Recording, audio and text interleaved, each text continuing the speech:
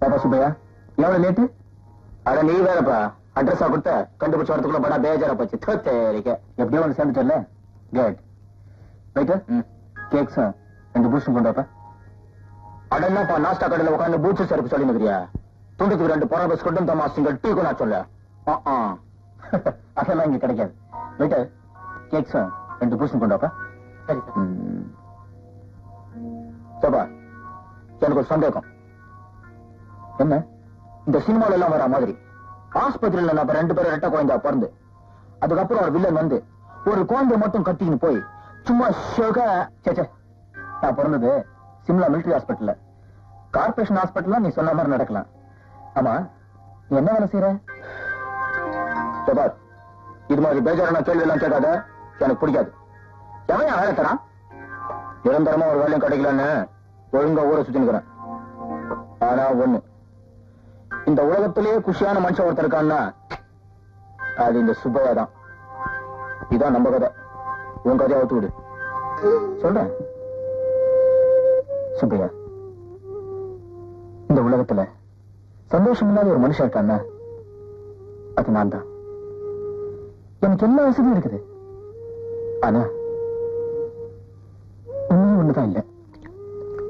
என்னது? ஃப்ரீடம். அதான் சுதந்திரம். நம்ம நாட்டுக்கு எப்போ சுதந்திரம் வந்துச்சுன்னு சொன்னாங்களே, ஆனா அது எங்க அப்பா என்ன கொடுக்கலையே. ஐயா அத நீ எடுத்துக்க வேண்டியதானே? அதுக்காக தான் உன்னை நான் வர சொன்னேன். நான் என்ன செய்யணும்? உனக்கு ஒரு வேலை தரேன். 10 நாளைக்கு சம்பளம் 1000 ரூபாய். சரியா? 10 நாளைக்கு 1000 ரூபாவா? அப்போ ஒரு நாளைக்கு 100 ரூபாய். உண்மையா பாடுபடுற எந்த தொழிலுக்கும் எவனும் 100 ரூபாய் சம்பளம் தர மாட்டான். நான் டபுள் பாதி வேலை செய்ய சொல்றியா? அந்த மாதிரி எல்லாம் இல்ல. எங்க அப்பாவுக்கு தெரியாம நான் வெளியூர் போறேன். அந்த 10 நாளும் என்ன மாதிரி எங்க வீட்டுல இருக்கணும். ஆனா இந்த விஷயம் எங்க அப்பா தெரிஞ்சது என்ன கொன்னு போட்டுருவாரு.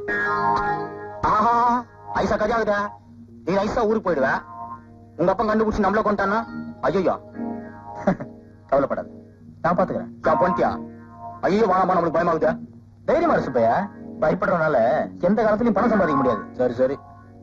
ஆமா உங்க வீட்டுல யார் யார் இருக்கிறாங்க? அங்க ஒரு பெரிய ஜூவே இருக்கு. அதுல ஒரு கிழ சிங்கம் இருக்கும்.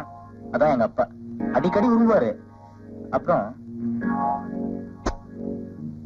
சரக்கு இல்லாத சாராய கடை மாதிரி பேசாத. யார் யார எப்படி எப்படி சமாளிக்கணும்ங்கிறத எனக்கு விவரமா சொல்லு.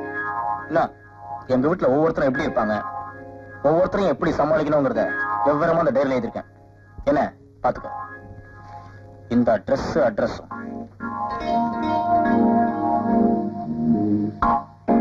ஆமா அட்ரஸ் கொடுத்தாச்சு.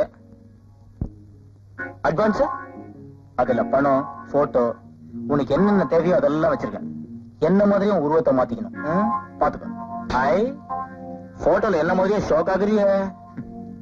முதல்ல இந்த தாயத்தெல்லாம் கட்டிட்டு அப்புறம் அடிக்கடி இந்த மீசை முறுக்காத, தெரியுதா? மீசை இப்படி முறுக்கிட்டாதான்ப்பா கெத்தா இருக்குது. முக்கியமா அந்த பாஷையை மாத்து, அதுவே உன்னை காட்டி கொடுத்துரும். நீ ஒண்ணும் கவலைப்படாத. எங்க வீட்டு பிள்ளை வாத்தியார் மாதிரி பூந்து விளையாடுறேன் தபார். ஆனா ஒண்ணு சொல்றேன், நீ ஊர்ல இருந்து வந்து பணம் கொடுக்காம டகுல் ககுல் கொடுத்த இதெல்லாம் பேச வேணா சொன்ன தபார். ஏமாத்துன அவ்வளவுதான். நிச்சயமா ஏமாத்த மாட்டேன். அப்ப நான் சமாளிச்சுக்கிறேன். நீ தைரியமா போயிட்டு வா. வரேன்.